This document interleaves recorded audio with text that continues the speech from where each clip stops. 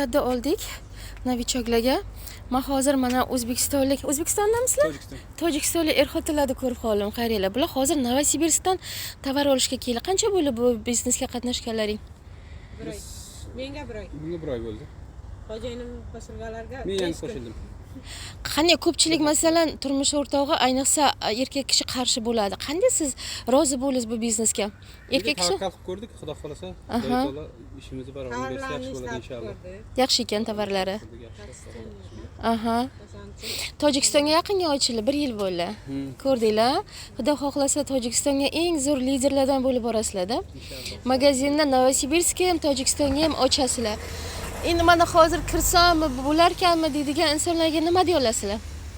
Xudo xolasa hammasi yaxshi bo'ladi. Kirsa harakat qilish kerak faqat. Harakat qilish kerak. 4000 kvadrat yoki kilometrdan sizlar keldinglar shu yerga, tovar olamiz deb, a? Mashalloh, ishqilib Allohim boshlagan ishlaringizni xayrli qilsin, barakatli qilsin. Doim sahnalarga bo'laveringlar.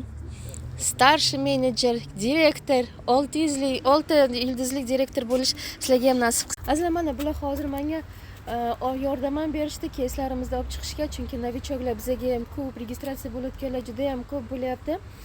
Bu yosh er-xotinlarimizga, Tojikistonlik er-xotinlarimizga albatta baraka tilab qolamiz. Boshlagan ishlarini Allohim xayrli qilsin.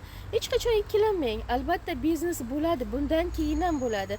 Chunki bu korporatsiya mana bu produktlari bilan beradigan katta doxodlari bilan hozirda birinchi o'ringa turibdi azizlar. Sog' bo'linglar.